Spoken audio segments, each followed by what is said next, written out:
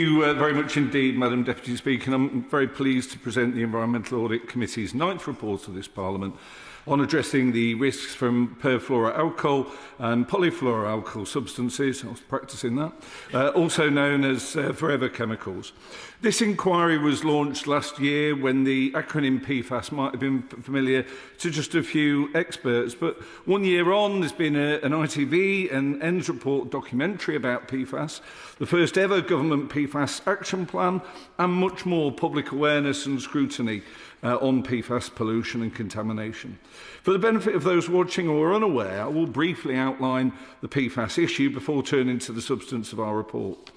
PFAS are a class of more than 10,000 synthetic chemicals which are used in a high variety of applications for their water resistance and resilience, from non-stick frying pans to making school uniforms more water resistant, and from firefighting foams to cosmetics.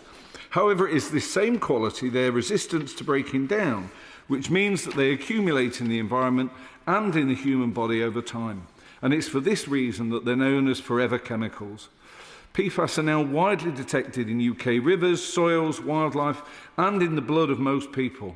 And a growing body of evidence links high PFAS exposure to serious health and environmental risks, including certain cancers, immunity suppression, and fertility and developmental impacts. Addressing PFAS pollution is therefore essential to protecting public health, preventing long-term environmental harm, and reducing future remediation costs. The UK Government, acknowledging the growing issue of PFAS, published in February a PFAS action plan, the first of its kind, and a very welcome step.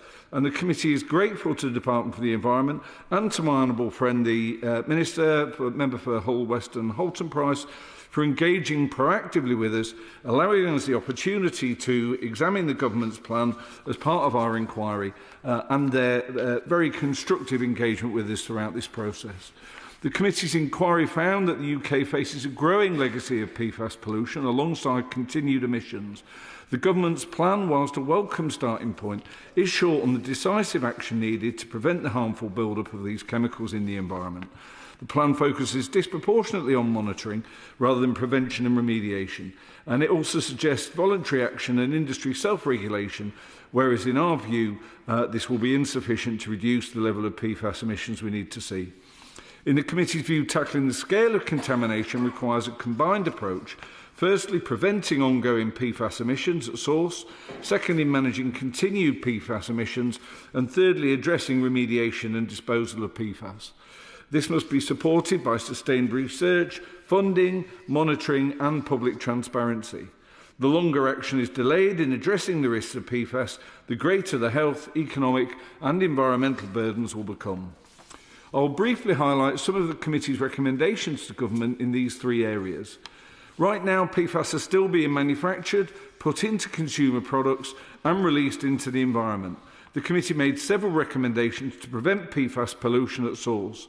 The committee is calling for restrictions on PFAS in non-essential consumer products, including food packaging, cookware, cosmetics and coatings on school uniforms. Where the use of PFAS is considered essential to protect the health, safety and functioning of society, then exemptions can of course be granted. In phasing out PFAS, the regulatory system should shift from a substance-by-substance approach to group-based regulation to prevent the replacement of banned PFAS with structurally similar and potentially harmful alternatives. We believe that without this broad group-based restriction on PFAS, the government risks a whack-a-mole approach where new substances emerge faster than they can be evaluated and banned. In the EU, more decisive action has been taken and chemicals are banned as a group, with firms having to seek a derogation from the law if the compound is either vital or irreplaceable. Lack of the same kind of action actually brings risk to our trade and economy too. Having unnecessary regulatory divergence from the EU creates trade barriers within the UK between Northern Ireland and the Republic and between the UK and the EU, which impacts UK manufacturing competitiveness.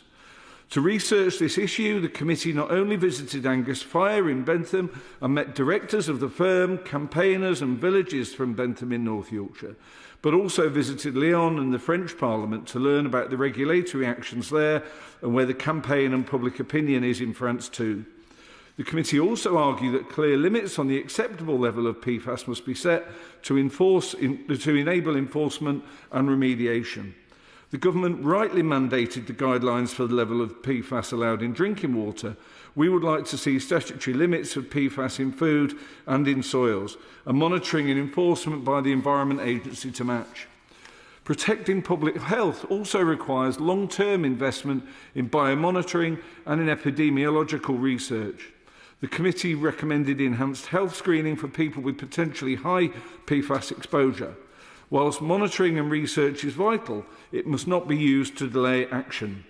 Finally, there is an important set of questions around existing PFAS contamination and historic PFAS contamination. How should it be cleaned up? Who should pay for it? Where the government wasn't clear, the committee was, based on the polluter pays principle, those who release PFAS into the environment should be expected to pay for it to be remediated. We of course recognise in some cases government and manufacturing industry will need to work together to ensure that costs associated with the clean-up of the past don't endanger the future of these companies. We also recognise that in some cases the companies who polluted in the past may no longer exist and that the clean-up will fall on government. But we want to see government starting from the perspective that the polluter should pay and the taxpayer should not be expected to foot the bill.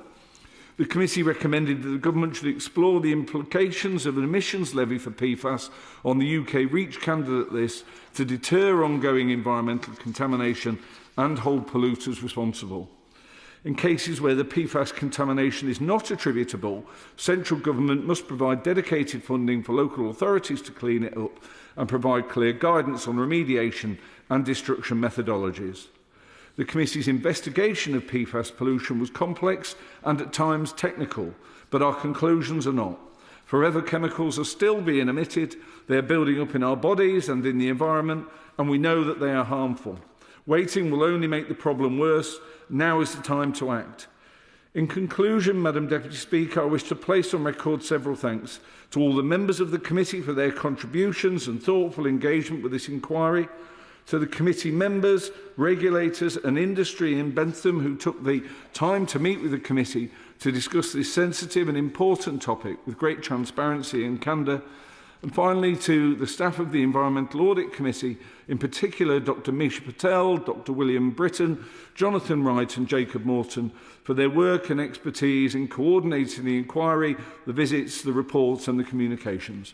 And with that, I place this report in front of the House. Thank you very much.